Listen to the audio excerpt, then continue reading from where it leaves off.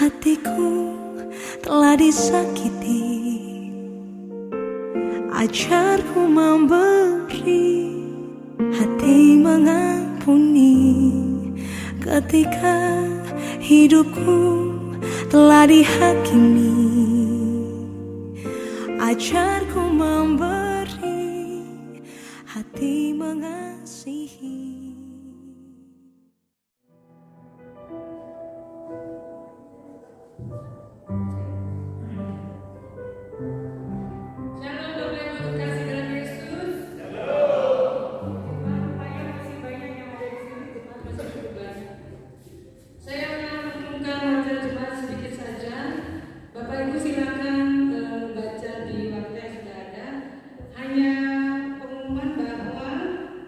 Kebaktian keluarga hari Kamis gabungan TS dan Sektor AB bertempat di kapel di TFS. Demikian. Selebihnya silakan dibaca sendiri.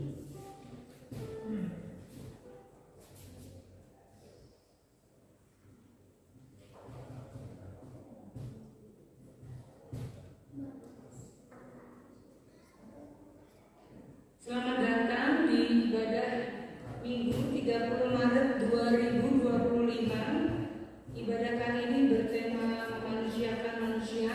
Kita memasuki Minggu Prapaskah keempat. Saya bersilakan Bapak Ibu untuk mengambil saat yang bersedia.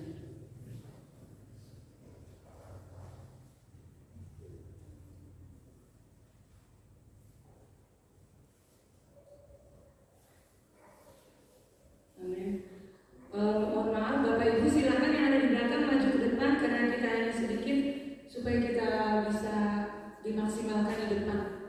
Silakan di sebelahnya Pak, masih kosong. Mas, Abang, Pak Arleo silakan ke depan. Atau makan dudukkan saja di sini.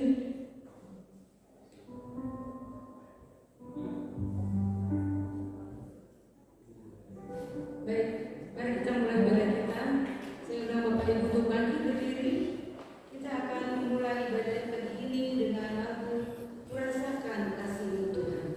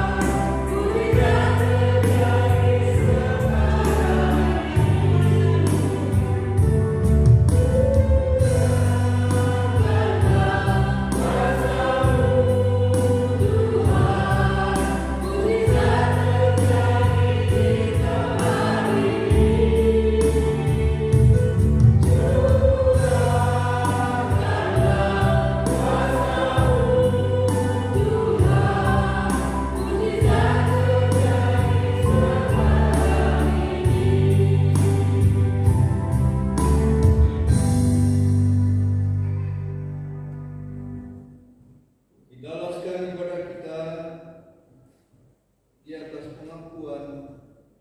Pertolongan kita adalah di dalam nama Tuhan yang telah menjadikan langit dan bumi, yang memelihara kesetiaannya sampai selama-lamanya.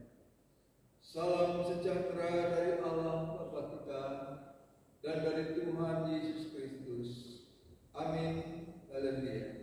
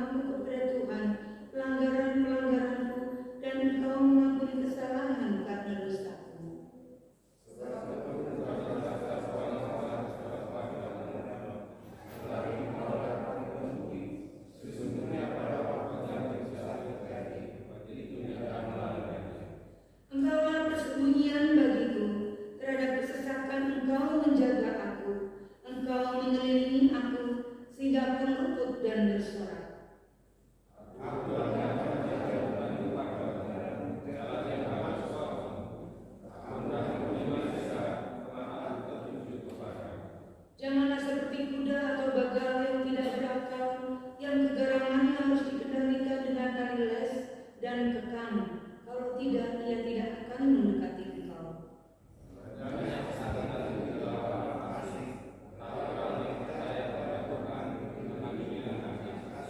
Bersama-sama bersukacita dalam Tuhan dan bersorak-soraklah, hai orang-orang benar, bersorak-soraklah, hai orang-orang jujur. Terpujilah Tuhan. Tuhan begitu baik, Tuhan begitu adil. Dia selalu mengampuni setiap dosa dan pelanggaran kita. Sudah selayaknya kita bersyukur dan bersukacita olehnya. Oleh sebab itu kita akan menyanyikan pujian sukacita kita dengan lagu Allah itu baik. Saya undang untuk bangkit berdiri.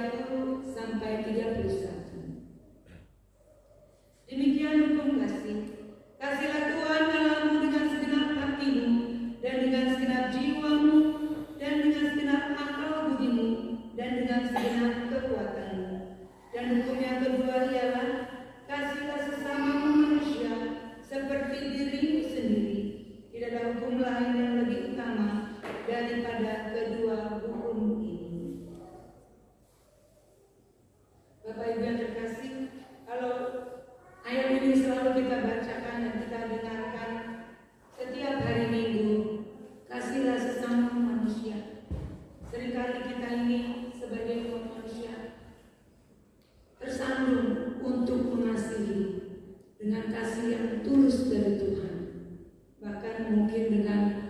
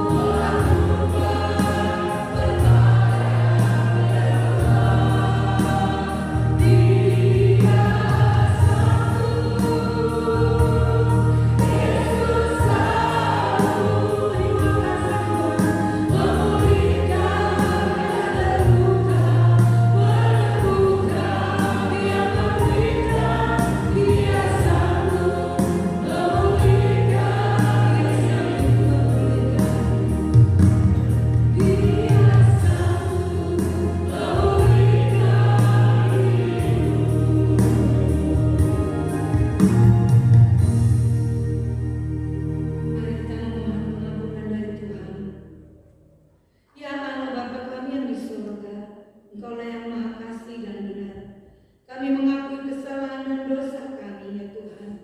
Ampunilah kesalahan kami sebab besar kesalahan itu. Kasihilah kami, ya Tuhan, menurut kasih setia-Mu. Hapuskanlah pelanggaran kami menurut rahmat-Mu yang besar. Bersihkanlah kami seluruhnya dari kesalahan kami dan tahirkanlah kami dari dosa kami. Sebab kami sadar akan pelanggaran kami. Limpahkanlah kasih sayang-Mu kepada kami dan berkatilah kami dengan pertolongan-Mu yang Tuhan Allah kami, sumber sukacita kami. Amin. Saya persilakan duduk. Sebagai jemaat yang diampuni dosanya, terimalah berita anugerah dan petunjuk hidup baru yang terambil dari 2 Korintus 5 ayat 16 sampai 21. 2 Korintus 5 ayat 16 sampai 21. Mari kita baca bersama, saya terlebih dahulu. Sebab itu kami tidak lagi menilai seorang juga pun menurut ukuran manusia. Dan jika kami pernah menilai Kristus menurut ukuran manusia, sekarang kami tidak lagi menilainya demikian.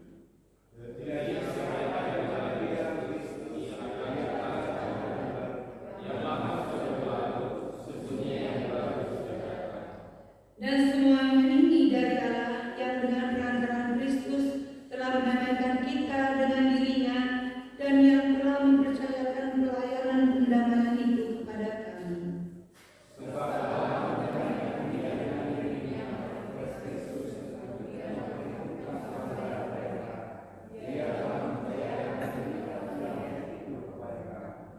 Jadi kami ini adalah utusan-utusan Kristus, seakan-akan Allah menasihati kamu dengan perantaraan kami. Dalam nama Kristus, kami meminta kepadamu, berilah dirimu didamaikan dengan Allah.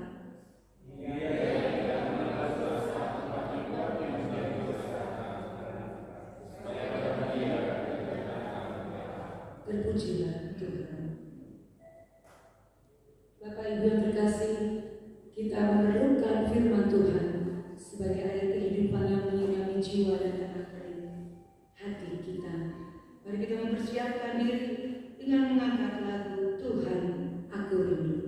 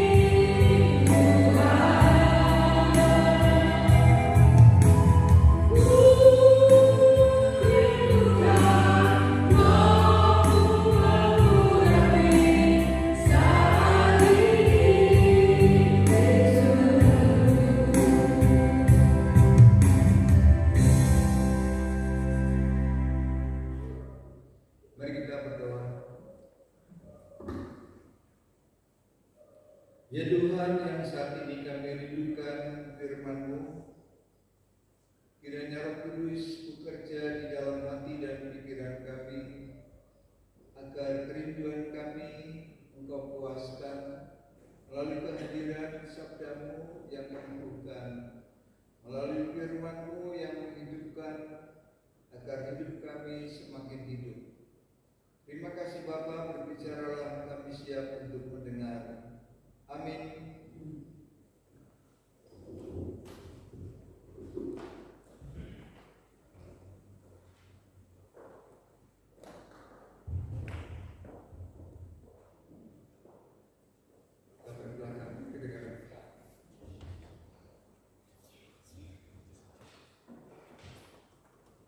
Baik Bapak Ibu, kita akan mendengarkan firman Tuhan dari Lukas 15.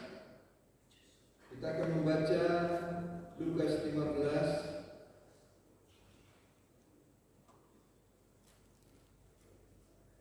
ayat yang pertama sampai yang ketiga, kemudian disambung ayat 11b sampai 32.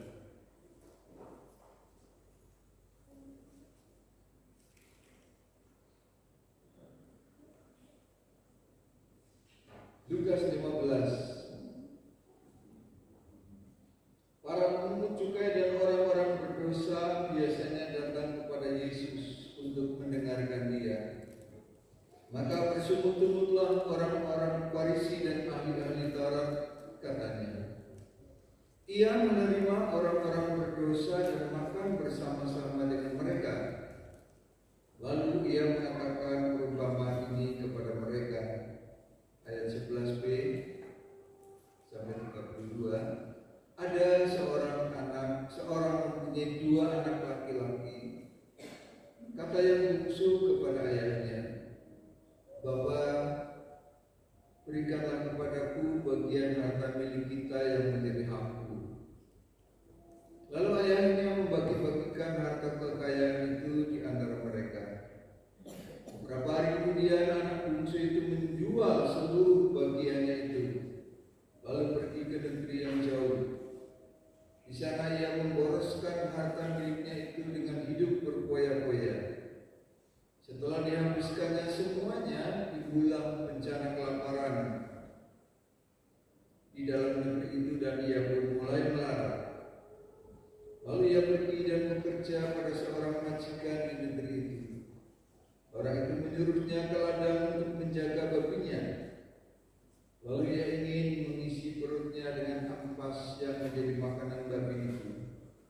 Tetapi tidak seorang pun yang memberikannya kepadanya. Lalu ia menyadari keadaannya, katanya, betapa banyaknya orang-orang upahan Bapakku yang berlimpah-limpah makanannya. Tetapi aku di sini mati kelaparan. Aku akan bangkit dan pergi kepada Bapakku dan berkata kepadanya, Bapa, aku telah berdosa terhadap surga dan terhadap Bapa. Aku tidak layak lagi disebutkan anak Bapa. Jadikanlah aku sebagai salah seorang upahan Bapa. Maka bangkitlah ia dan pergi kepada bapaknya. Ketika ia masih jauh, ayahnya telah melihatnya. Lalu tergeraklah hatinya oleh belas kasihan. Ayahnya itu berlarian mendapatkan dia, lalu merangkul dan mencium dia. Kata anak itu kepadanya, Bapa, aku telah berdosa terhadap surga dan terhadap Engkau. Aku tidak layak lagi disebutkan anak Bapa. Tetapi ayah itu berkata kepada hamba-hambanya, lekaslah bawa kemari jubah yang terbaik, pakaikanlah itu kepadanya dan kenakanlah cincin pada jarinya dan sepatu pada kakinya. Dan ambillah anak lembu tambun itu, sembelihlah dia dan marilah kita makan dan bersuka cita. Sebab anakku ini telah mati dan menjadi hidup kembali. Ia telah hilang dan didapat kembali. Maka mulailah mereka bersukaria. Tetapi anaknya yang sulung berada di ladang. Dan ketika ia pulang dan dekat rumah, ia mendengar bunyi seruling dan nyanyian tari-tarian. Lalu ia memanggil salah seorang hamba dan bertanya kepadanya, apa arti semuanya itu? Jawab hamba itu, adikmu telah kembali dan ayahmu telah menyembelih anak lembu tambun karena ia mendapatnya kembali dengan sehat. Maka marahlah anak sulung itu dan ia tidak mau masuk. Lalu ayahnya keluar dan berbicara dengan dia. Tetapi ia menjawab ayahnya, katanya, telah bertahun-tahun aku melayani Bapa dan belum pernah aku melanggar perintah Bapa. Tetapi kepadaku belum pernah Bapa memberikan seekor anak kambing untuk bersukacita dengan sahabat-sahabatku. Tetapi baru saja datang anak Bapa yang telah memboroskan harta kekayaan Bapa bersama-sama dengan pelacur-pelacur. Maka Bapa menyembelih anak lembu tambun itu untuk dia. Ketika kata ayahnya kepadanya, anakku, engkau selalu bersama-sama dengan aku, dan segala kepunyaanku adalah kepunyaanmu. Kita patut bersukacita dan gembira, karena adikmu telah mati dan menjadi hidup kembali. Ia telah hilang dan didapatnya kembali.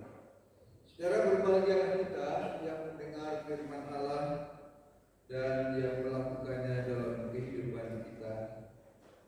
Amin. Tema kita hari ini adalah memanusiakan manusia. Di dalam filosofi Jawa itu dikenal sesanti yang berbunyi uwake wong. Ya, sama. Uwake memanusiakan yang namanya wong atau manusia itu. Kenapa saudara-saudara manusia perlu dimanusiakan? Kenapa wong itu perlu dikuwake? Kenapa wong itu perlu dihargai? Karena banyak manusia yang tidak mau memanusiakan manusia, yang tidak bisa menghargai sesama manusia, bahkan seringkali dibinatang-binatangkan.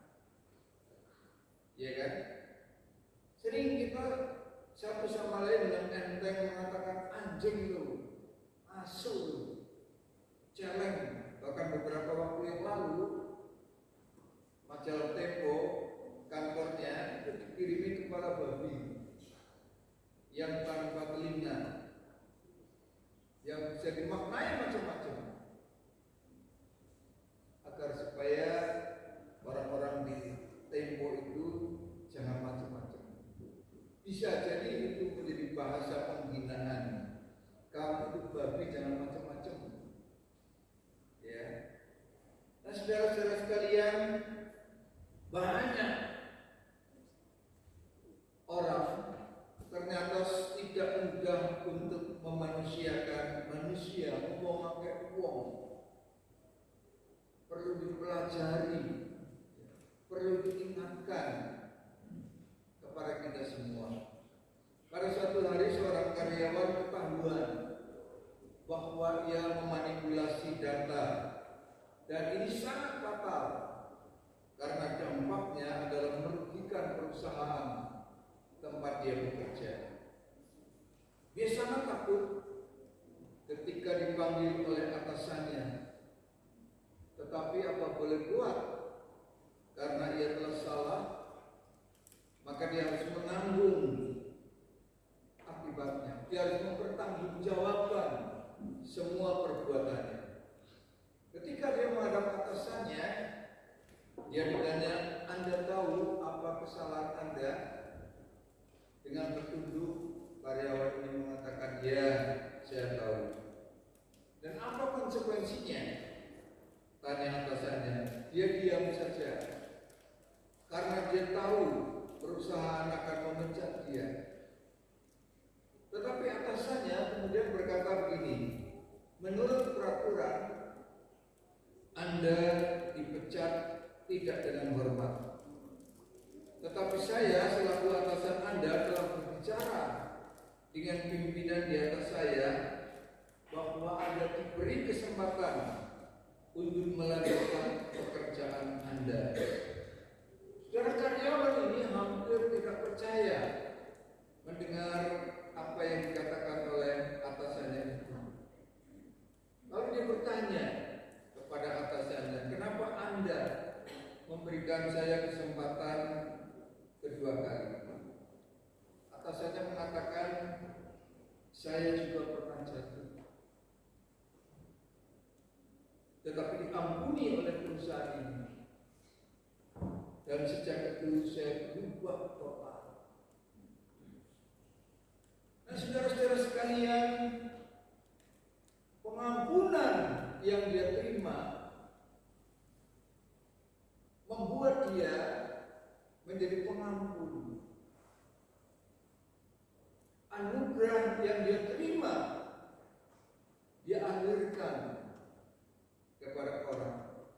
Dan khususnya ketika dia melihat sahabatnya juga jatuh. Nah, saudara-saudara sekalian, Allah juga menggunakan jalan ini untuk menyelamatkan manusia. Bayangkan kalau keadilan yang dipakai oleh Allah, maka kita semua itu akan celaka. Kita semua habis kalau Allah hanya menyatakan keadilannya. Kenapa, saudara-saudara? Karena yang namanya keadilan itu selalu menuntut yang salah itu dihukum. Itulah adil. Iya kan? Nah, oleh karena itu kalau keadilan dipakai oleh Allah, maka kita semua pasti dihukum oleh Allah. Karena kita di dalam banyak hal, dalam banyak perkara itu salah banyak. Dan karena itu sepatutnya, seharusnya, semestinya kita itu mendapatkan hukuman. Tetapi Allah tidak hanya menggunakan keadilan di dalam relasi dengan kita, tetapi menggunakan kasih. Maka harus ada yang dihukum karena manusia bersalah. Dan Tuhan menyediakan dirinya sebagai korban untuk demi keadilannya. Maka Tuhan sendiri yang memberikan dirinya untuk keselamatan kita. Demi kasihnya dan keadilannya, maka di satu pihak Allah memberikan diri. Dengan demikian maka Allah menyelamatkan manusia. Allah memanusiakan manusia yang dulunya hina karena dosa-dosanya, dulunya tidak berharga karena dia berada di jurang kehinaan, kemudian diangkat oleh Tuhan menjadi makhluk yang berharga, menjadi orang yang kepadanya Allah mencintai. Walaupun sesungguhnya kita tidak pernah pantas untuk dicintai Allah. Karena apa sih yang bisa kita banggakan di hadapan Allah sebagai orang yang berdosa? Tidak ada. Tetapi cinta Allah, keagungannya itu melebihi kejengkelannya. Cinta Allah, keagungannya melebihi kebenciannya kepada dosa-dosa manusia. Maka dia menebus kita semua. Nah, saudara-saudara sekalian, yang mau saya katakan adalah bahwa di dalam banyak hal kita lebih banyak salah tinimbang benar. Dan oleh karena itu dibutuhkan pengampunan. Inilah yang dinamakan wong wong, karena dia sesungguhnya tidak pantas menjadi wong. Dia gak layak disebut manusia karena hidupnya berada di lumpur dosa. Dia seperti binatang, tetapi karena cintanya yang besar, maka orang-orang hina semacam itu diangkatnya, dijadikan baru, kata Paulus dalam surat di Korintus tadi. Di dalam Yesus, dia adalah manusia baru. Dan pemazmur mengatakan berbahagialah orang yang pelanggarannya diampuni, yang dosanya tidak lagi diingat-ingat oleh Tuhan. Nah, saudara-saudara sekalian, pengampunan itu bukan hanya memulihkan, tetapi dia juga memanusiakan manusia. Dan kisah di dalam bacaan kita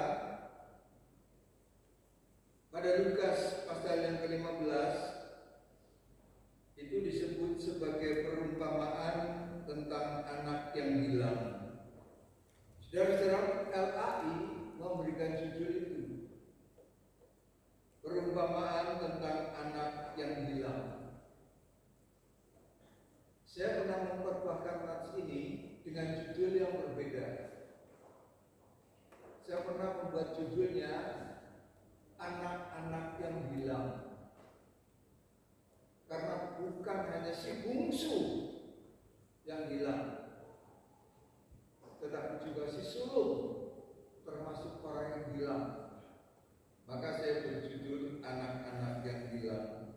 Tetapi pada kesempatan yang lain, judul LA ini juga saya ganti dengan Bapak yang penuh kasih. Ya, perikop itu saya ganti judulnya Bapak yang penuh kasih. Nah, saudara-saudara sekalian,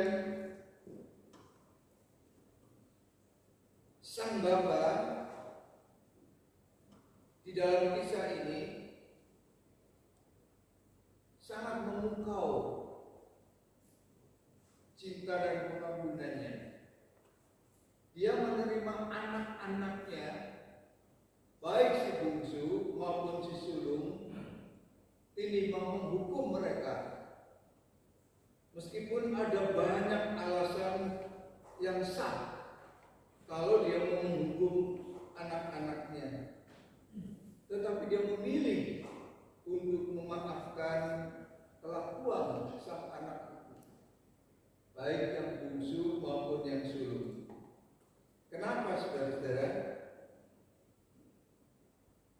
Oleh karena sang Bapa tidak mau dibebani, tidak mau diperbudak oleh kejengkelan, oleh kekecewaan, oleh kebencian terhadap sang anak-anak itu, tetapi dia mau bebas dari beban masa lalu dan juga mau menunjukkan kasih yang luar biasa.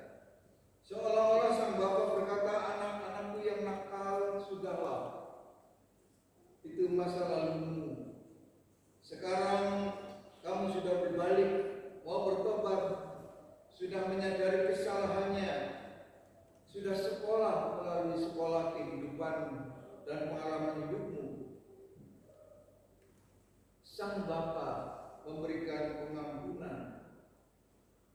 Nah, saudara-saudara sekalian, mengampuni bukan berarti membenarkan apa yang salah, tetapi mengampuni artinya melepaskan beban kejengkelan. Mengampuni artinya melepas beban kebencian. Mengampuni artinya melepaskan beban masa yang lalu, melupakan apa yang diperbuat oleh anak-anaknya.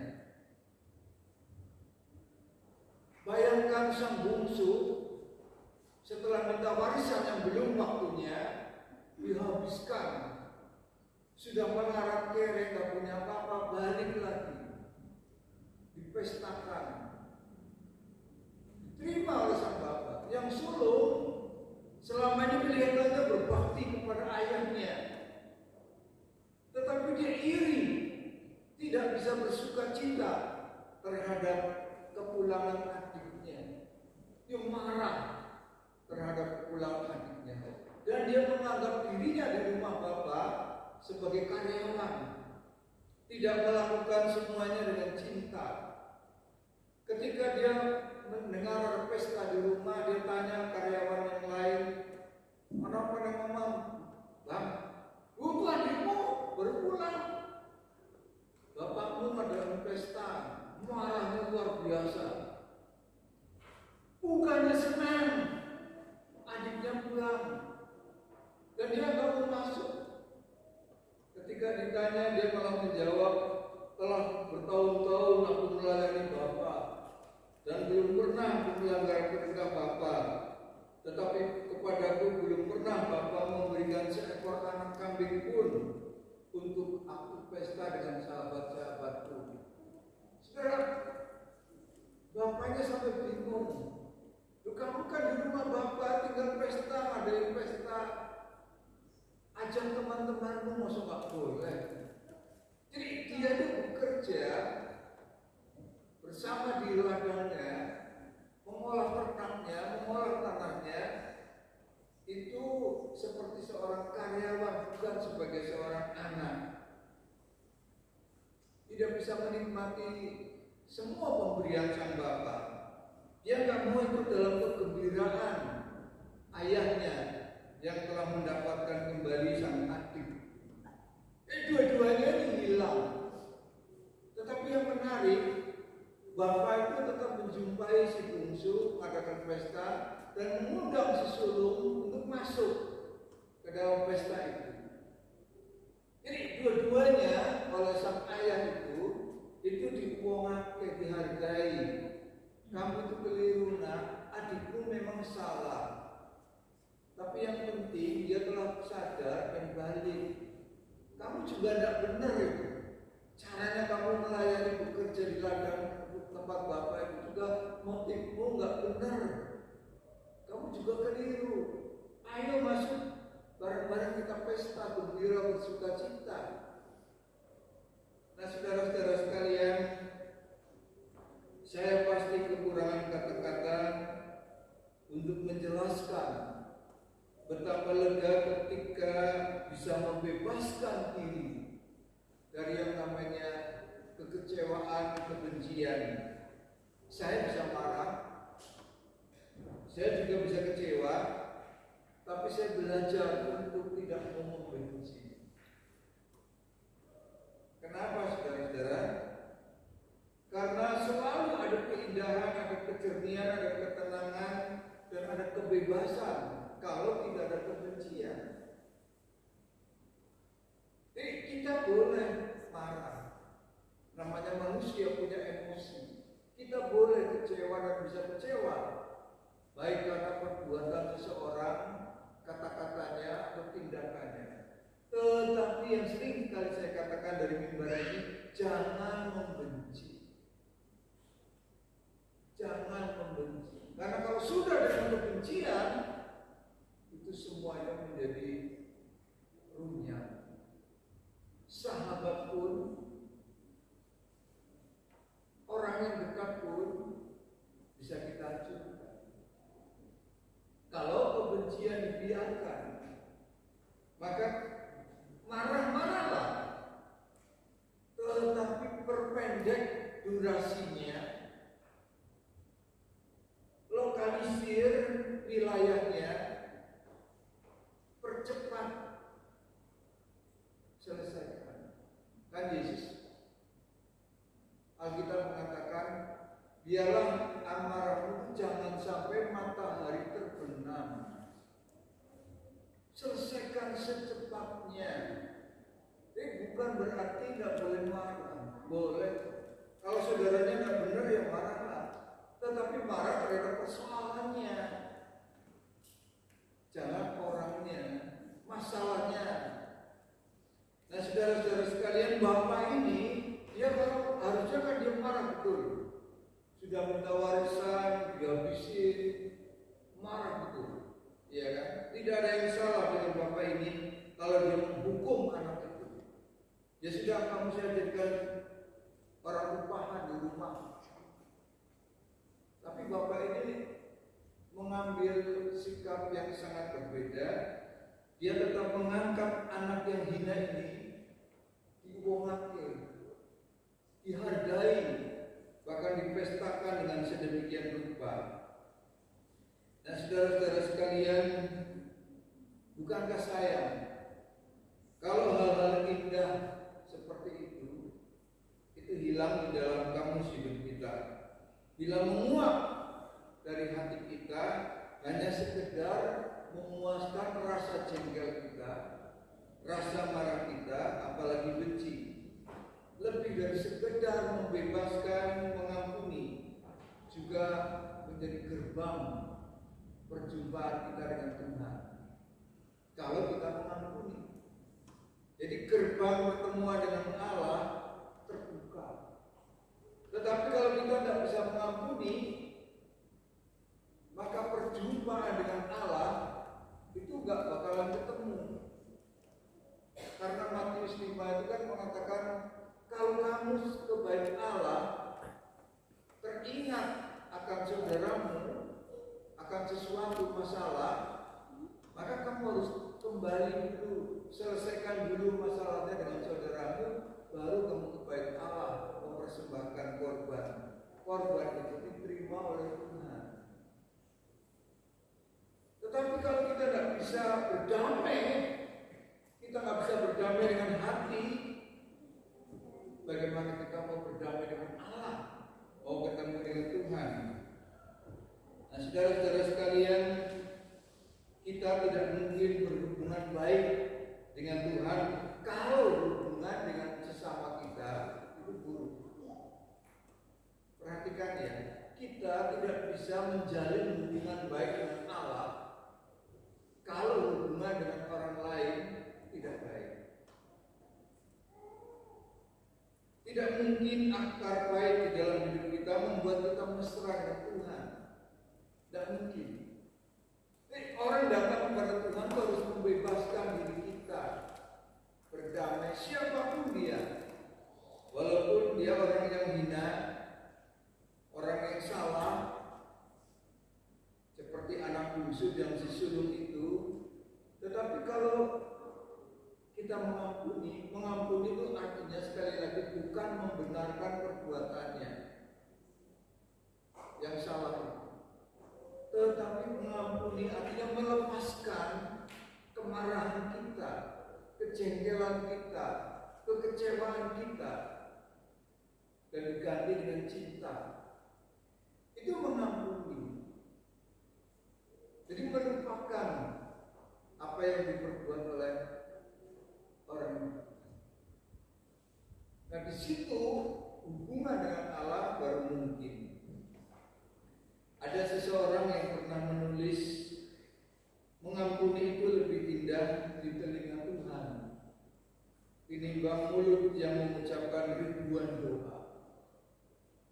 Mengampuni itu lebih indah di telinga Tuhan tinimbang mulut yang mengucapkan ribuan doa. Ini buat apa kita berdoa? Dengan ribuan kata berhari-hari berjam-jam, tapi hati kita diliputi oleh kejengkelan, kemarahan.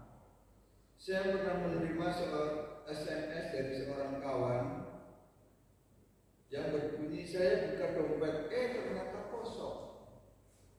Saya rogoh kantong, ternyata ada beberapa koin. Saya coba buka hati, ternyata Anda lengkap dengan kata maaf yang pernah terucapkan.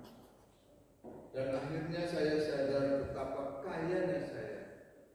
Luar biasa saudara-saudara. Bahwa ternyata kata maaf yang pernah diucapkan itu memperkaya dia, membuat dia lega semuanya, dan melupakan semua hal yang membuat ganjalan, yang membuat dirinya itu sempit hidupnya. Nah, itulah keindahan pengampunan yang tidak dapat dibandingkan dengan kekayaan betapapun banyaknya.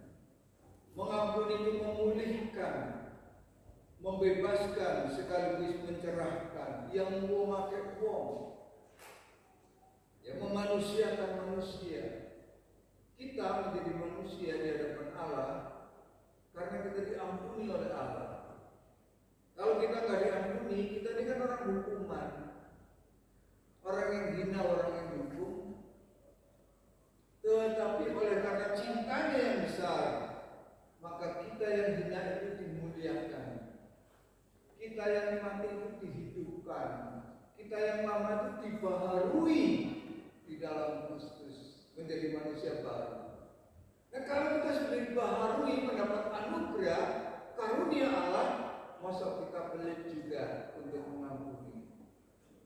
Bapa yang kaya dengan pengampunan itu memberikan roh pengampunan kepada anak-anaknya, meskipun mereka sangat menjengkelkan, menyakiti dan mengecewakan dia. Tetapi dengan pengampunan itu mereka malah menjadi manusia yang seutuhnya.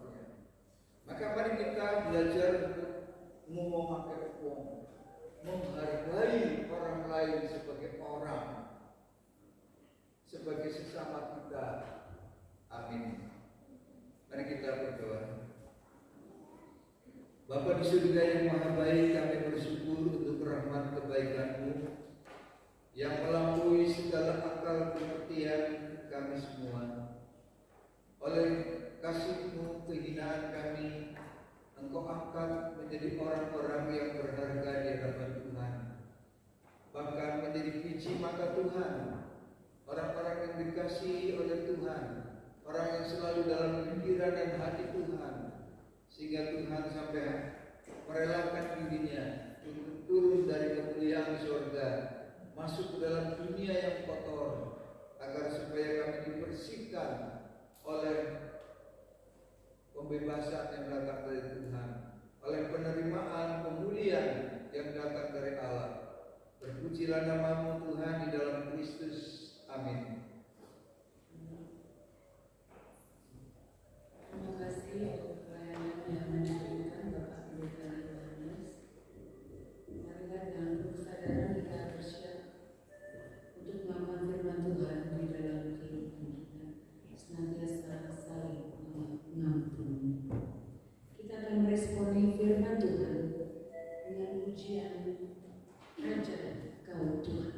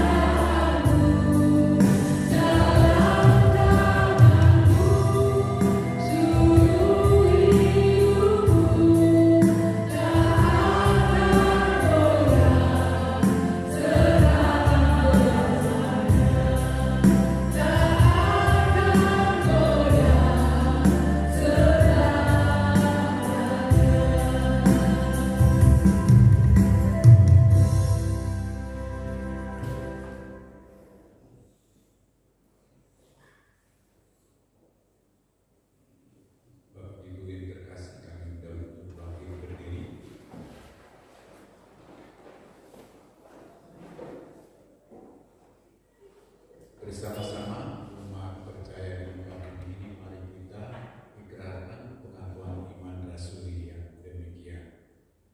Aku percaya kepada Allah Bapa yang Maha Kuasa, Allah langit dan bumi, dan kepada Yesus Kristus yang Tuhan kita, yang dikandung dari Roh Kudus, lahir dari anak perempuan, yang menderita di bawah Pontius Pilatus, disalibkan, mati dan dikuburkan, turun ke dalam kerajaan, pada hari yang ketiga bangkit pula dari antara mati, naik ke surga, duduk di sebelah kanan Allah kuasa, dan akan datang dari sana untuk menghakimi orang yang hidup dan yang mati.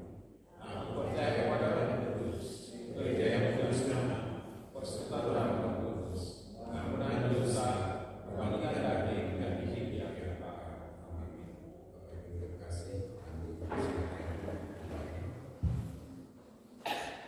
mari kita satukan hati dan pikiran kita bersama pada saat ini. Segala puji syukur hormat dan kemuliaan kepada Tuhan kami Yesus Kristus,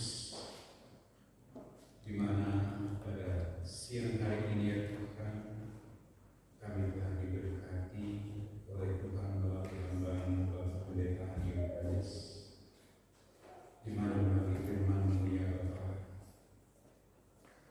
kami boleh mencerminkan kasih-Mu ya Tuhan di dalam kehidupan kami sehari-hari. Biarlah melalui tuntunan daripada Tuhan, kami boleh melaksanakan firman Tuhan tersebut di dalam kehidupan kami. Berkati ya Tuhan hamba-Mu Bapak Pendeta Andi Yohanes yang telah menyampaikan firman Tuhan. Berkati kesehatannya, berkati pelayanannya, berkati keluarganya, anak-anaknya, cucunya dimanapun berada. Tuhan senantiasa menyertai kehidupan. Terima kasih Bapak Surgawi, dan pada saat ini kami mau berdoa untuk bangsa dan negara kami Indonesia yang tercinta ini.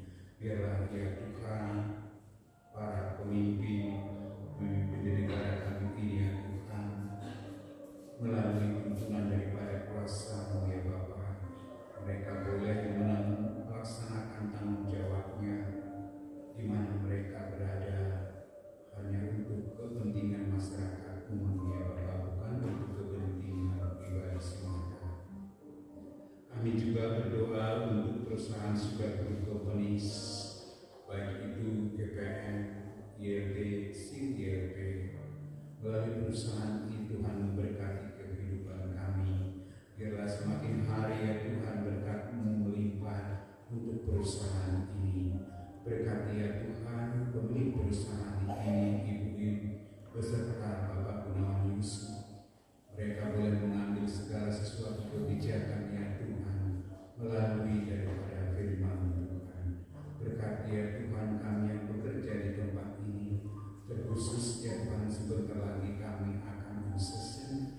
Biarlah kami ya Tuhan dikuatkan melalui firman-Mu, dan melalui semuanya itu kami boleh melakukannya segala tanggung jawab kami.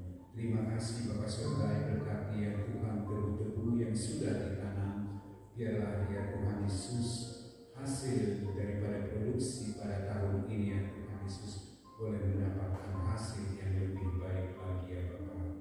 Terima kasih Bapak Surgawi, kami juga berdoa untuk pekabaran Injil di muka bumi ini ya Tuhan, melalui gereja-gereja, lembaga-lembaga misi, yayasan Kristen. Biarlah ya Tuhan para hamba-Mu ini, para yayasan ini ya Tuhan, mereka boleh melayani, mereka boleh melakukan tanggung jawabnya ya Tuhan Yesus, dengan mencerminkan kasih-Mu. Dan setiap orang yang boleh merasakan dilayani ya Tuhan Yesus, mereka juga merasakan kasih daripada Tuhan. Terima kasih Bapak Surgawi, kami juga berdoa untuk majelis OPPM di tempat ini ya Tuhan.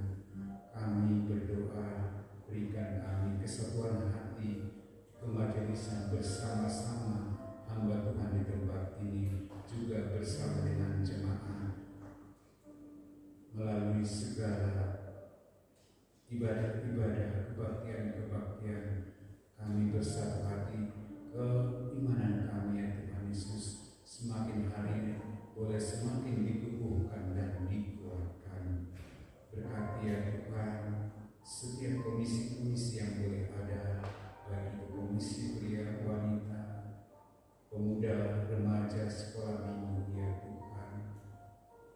Melalui ibadah-ibadah ini ya Tuhan Yesus, keimanan kami semakin hari semakin diperbarui, semakin dibangun bersama-sama jemaat Tuhan di tempat ini.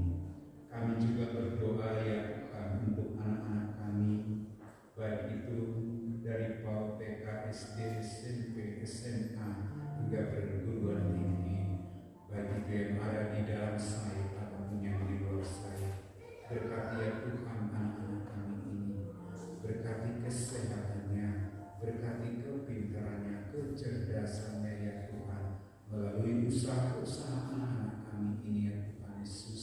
Tuhan memberkati dan anak-anak kami boleh mendapatkan kecerdasan ya Tuhan Yesus, dan melalui semua segala usahanya di saat anak-anak kami menghadapi ujian ataupun ulangan, anak-anak kami ya Tuhan Yesus boleh mendapatkan hasil yang lebih baik ya Tuhan Yesus. Terima kasih Bapa Surgawi. Kami juga berdoa untuk para pemuda-pemudi kami di tempat ini ya Tuhan Yesus, baik itu yang mencari pekerjaan ataupun yang mencari pasangan hidup. Biarlah Tuhan memberikan kesabaran untuk para pemuda-pemudi kami ini di segala usahanya, di segala penantiannya, kesabarannya boleh Tuhan bangun ya Tuhan, sehingga anak-anak kami, pemuda-pemudi kami ini ya Tuhan Yesus boleh mendapatkan kasih-Mu ya Tuhan Yesus. Terima kasih Bapa Surgawi.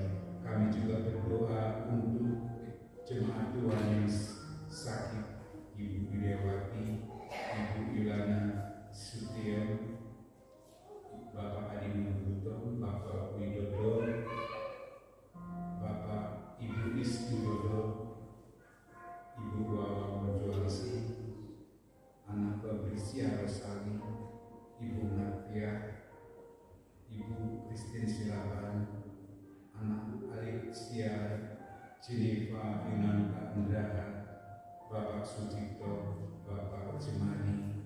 Biarlah kasih-Mu ya Tuhan Yesus untuk saudara-saudara kami, orang tua kami yang telah kami sebutkan namanya ya Tuhan Yesus. Kuasa Tuhan mengalir untuk saudara-saudara kami ini mendapatkan kesembuhan melalui perawatan, melalui makanan dan minuman yang dikonsumsinya, bahkan obat-obatan. Kuasa darah Tuhan mengalir dan saudara-saudara kami ini mendapatkan kesembuhan daripada Engkau. Terima kasih Bapa Surgawi. Kami juga berdoa untuk para orang tua kami ya Tuhan, baik yang ada di saya ataupun yang di luar saya, di masa-masa tua mereka, masa-masa rentah mereka ya Tuhan. Biarlah kasih-Mu ya Tuhan Yesus memberikan kehangatan, menjamah para orang tua kami ini ya Tuhan Yesus. Dan orang tua kami ini ya Tuhan Yesus boleh merasakan kasih daripada Tuhan. Jamahan Tuhan hadir di setiap para orang tua kami ini ya Bapak. Terima kasih Bapak Surgawi.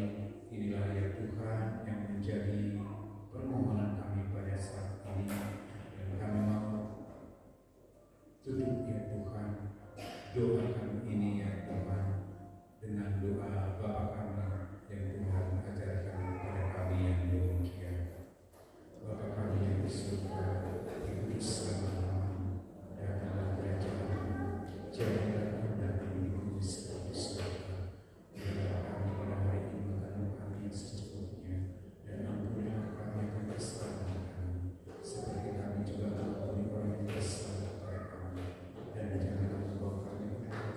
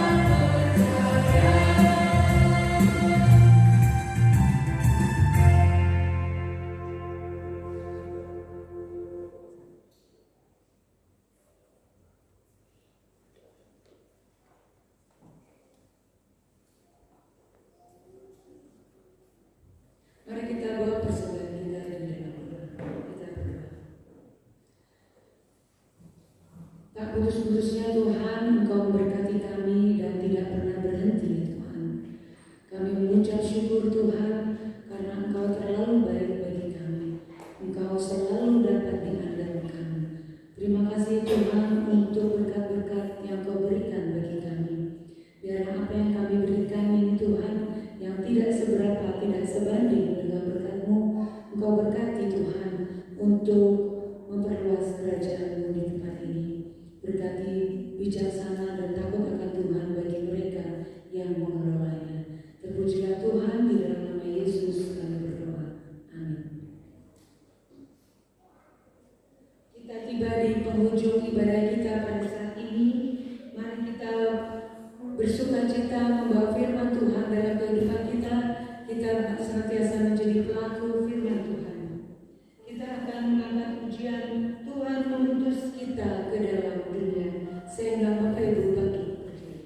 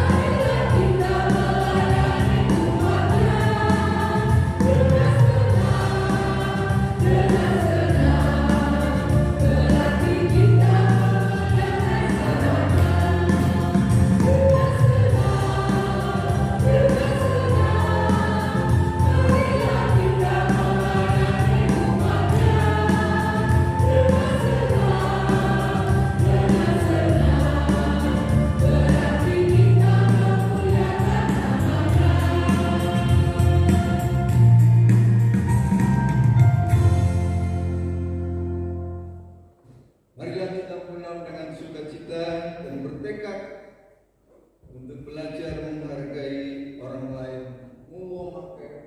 memanusiakan manusia dimanapun kita berada, dan terimalah berkat Tuhan. Tuhan memberkati dan melindungi saudara.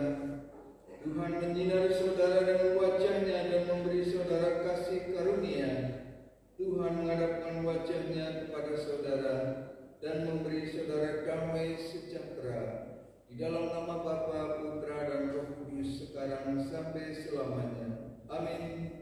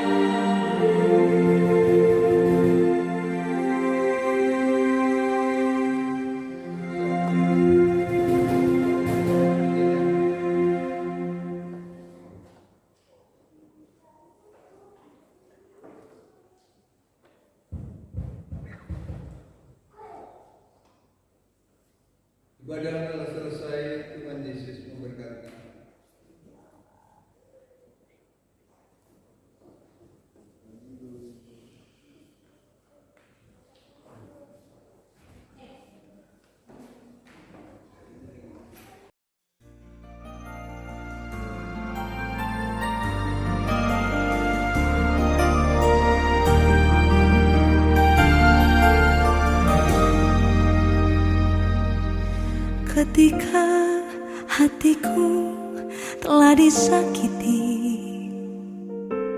Ajarku memberi, hati mengampuni. Ketika hidupku telah dihakimi, ajarku memberi, hati mengasihi. Ampuni bila kami tak mampu mengampuni yang bersalah kepada kami, seperti hati Bapa mengampuni, mengasihi, tiada pamrih.